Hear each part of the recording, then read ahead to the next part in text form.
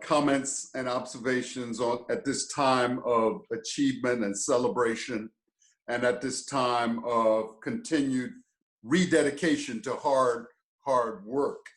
One day, and I want to just acknowledge Betty Palmer and to all of your team, Dr. Torrance, what an extraordinary leader Dr. Torrance, my Morehouse brother, is, and to all of this terrific team and staff. I boarded an airplane one cold day, and I sat on that plane flying to New York City. And seated next to me, I noticed there was a young man wearing a large coat. I couldn't see his face. He had his hood on.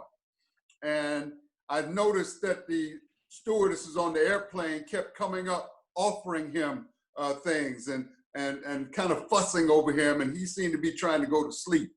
And finally, he looked over, and after he woke up and took his nap, he saw that I was looking at a Morehouse magazine of students who were studying science and ready to go into medicine, and students studying art and literature and so on. And he said, "What is that?" I said, "Well, this is, you heard of Morehouse College?" He said, "Well, yeah, I think so." But as he looked at it, I gave him the magazine. He said, "I wish I could have done that." Went on to find out when the steward came back to offer him something else, this was 50 Cent, or do you call him 50? So I was seated next to 50 Cent on the airplane. He's flying back to New York. Wow. And I didn't really know who he was very well, and he was impressed with this magazine. He said, "These young black men are traveling around the world. These young black men are studying science and laboratories, and they are doing spoken word." And he said, "You know, I wish I could have done that." And you brothers who are watching, who are here today gathered, think about it. The opportunities you all have right now, and you've been a part of this extraordinary male youth program. Other people are saying, "I wish I could do what you are doing. I wish I could have the mentoring and the exposure and the teaching and the support." So I want you to really appreciate and cherish what you have. Don't take it for granted. 50 Cent said, "I've been all over the world." He said, "Dr. Franklin, I'm more popular in Asia than I am in Europe and America. But with all of that, with the money, with the fame, with the travel, I wish I could have done this." And he acknowledged he wanted to have those foundations of a good life of leadership and preparing to make a contribution.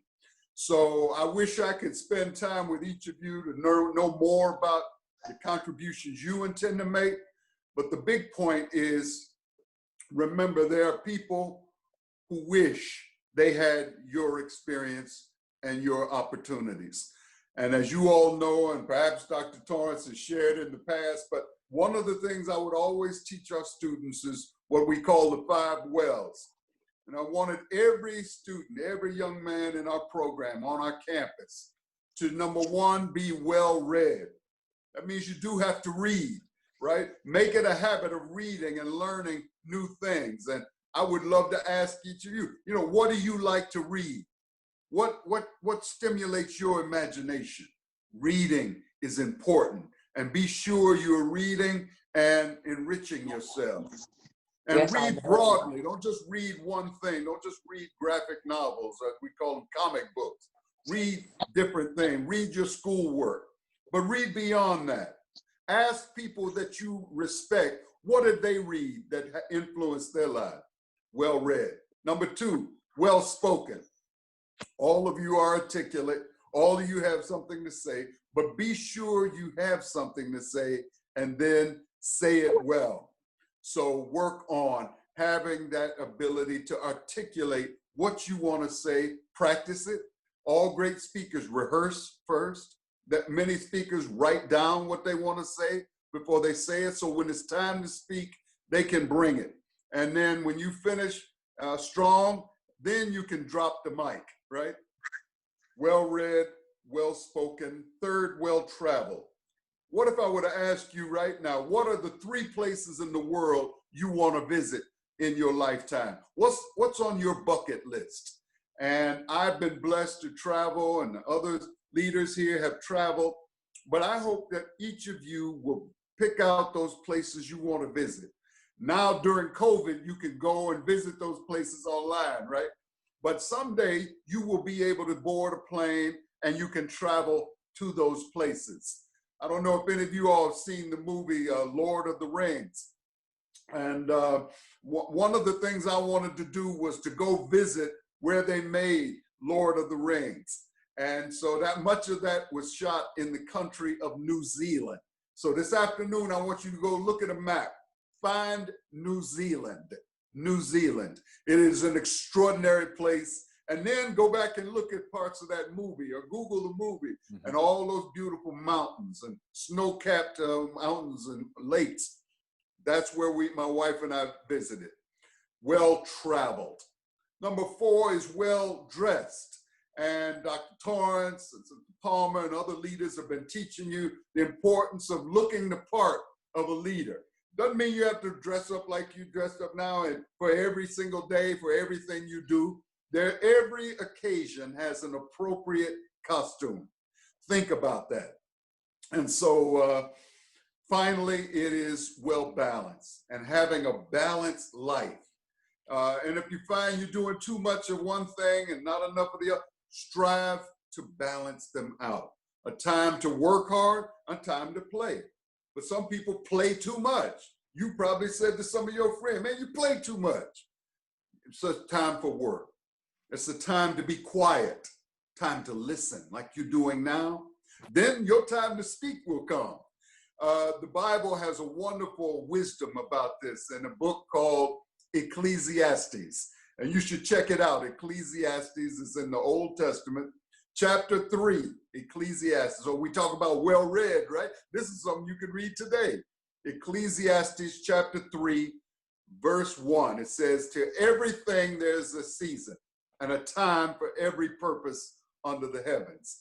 So know what time it is, know how you should show up given what time it is, and be sure that you are trying to live a balanced life. It's something that your parents and all of us adults are still struggling with. So you may not get it all perfect while you're young. We are still trying to live balanced lives, work and play, time for worship and for work, time for listening and for speaking, time for being with your friends, time to make some new friends. There's a time for every purpose under the heavens. So with that, I would just conclude with a quote that's been very special to me. And it simply says, at the moment of commitment, the entire universe conspires for your success. At the moment of commitment, the entire universe conspires for your success. I wish you well, young man. God bless you. And I so respect and appreciate the Male Youth Program Initiative.